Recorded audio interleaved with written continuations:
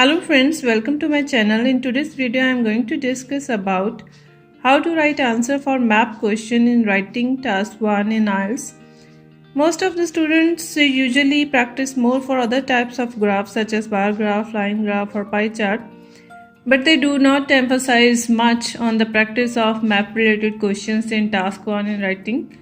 And when they come across such types of questions in their final exam, they get stressed out and they get confused from where they should start, how they should elaborate the content, and how they should end the answer. So I hope this video will help you greatly to understand how to write about map, how to describe a map in writing task 1. So let's start. So what would be there in such type of questions?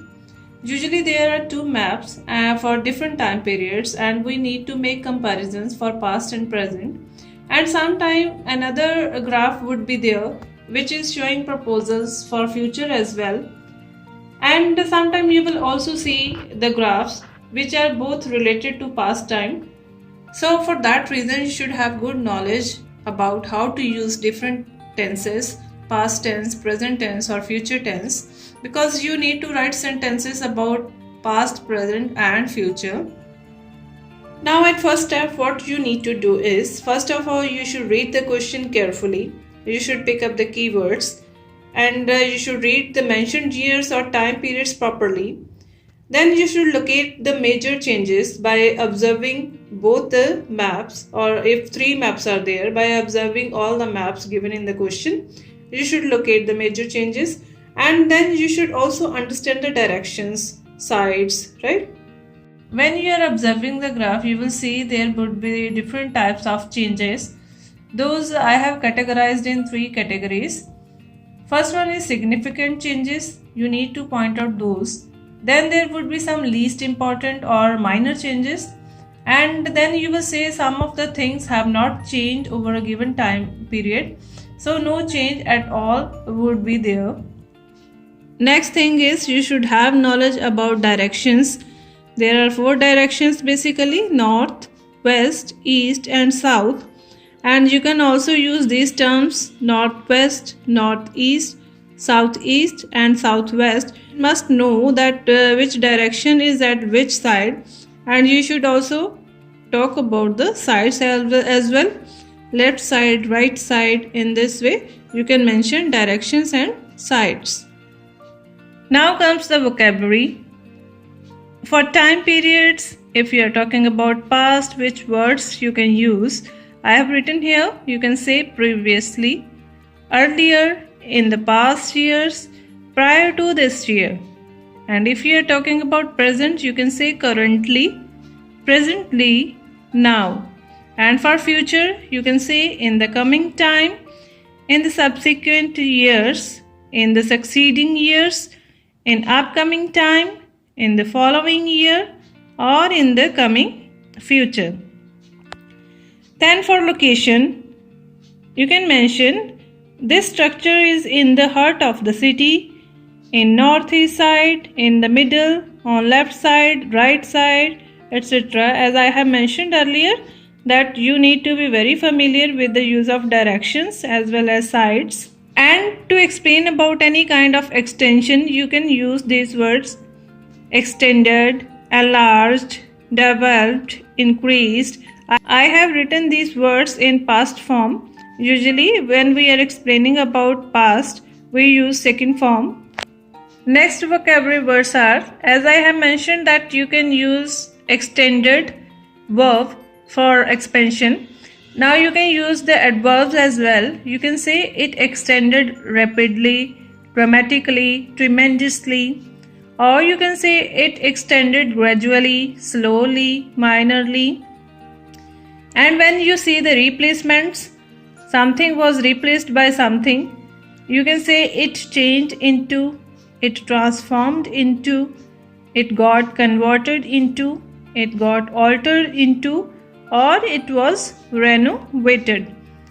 And when you see no change, you can say these places remained unchanged, remained unaltered.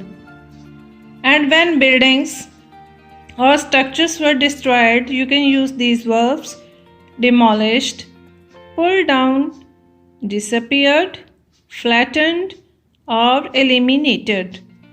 For building something, you can say it was constructed, it was erected.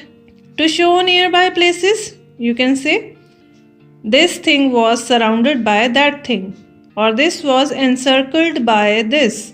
Means what nearby places were there. And for future, you can say it is envisioned that, it is proposed for the future. And for comparison, you can say on the other hand, comparatively, contrary to it, however, in contrast to it, as you are supposed to make comparisons in your answer when two maps are there for past and present time. Something new is built there, you can say it was introduced, it was proposed, it was offered.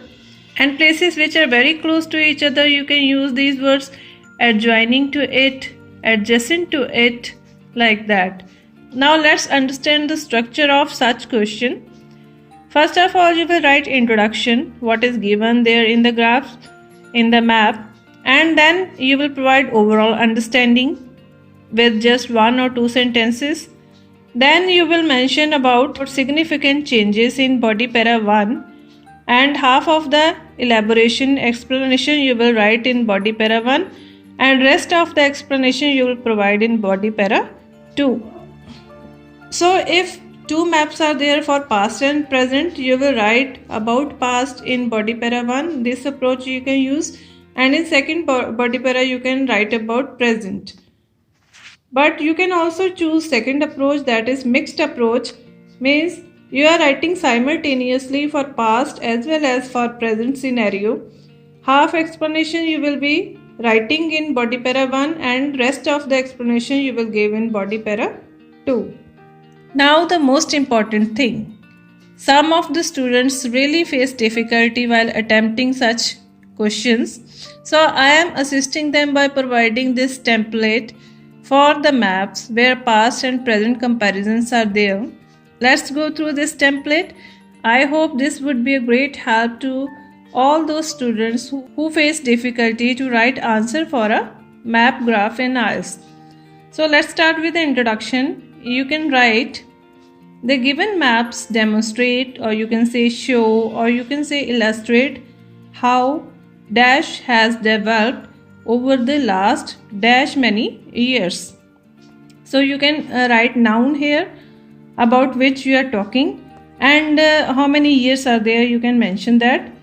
I put full stop here, it is not there, sorry for that.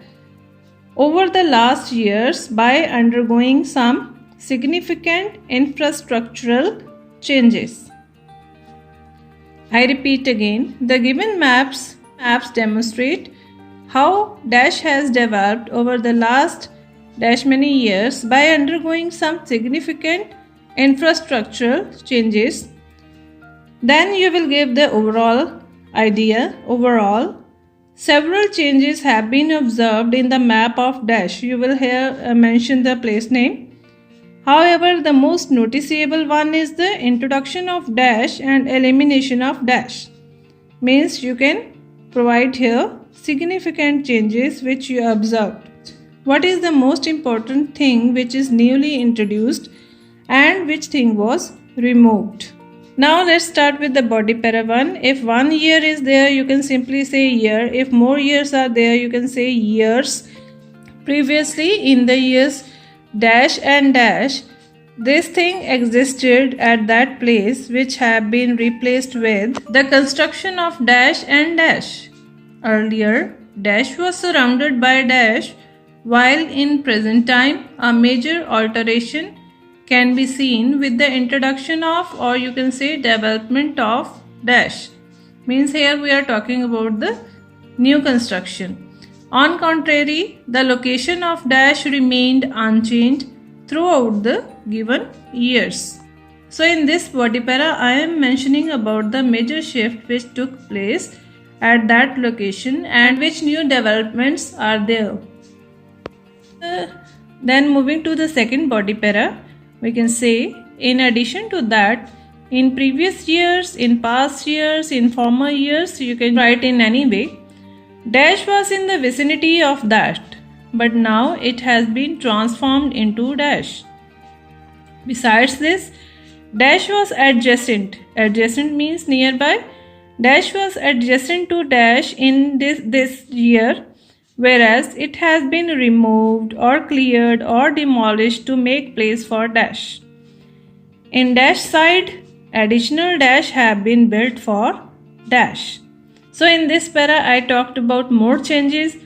I talked about the transformations. I talked about the removals as well as and where some additions are done. And don't forget to mention about the appropriate sides as well as directions in the answer. So lastly, I would say that this template will hugely assist you in writing answer for maps, but never forget that this is just the one approach out of many approaches to write an answer for a question. So practice as many maps as you can before your final exam. Thank you so much for watching this video.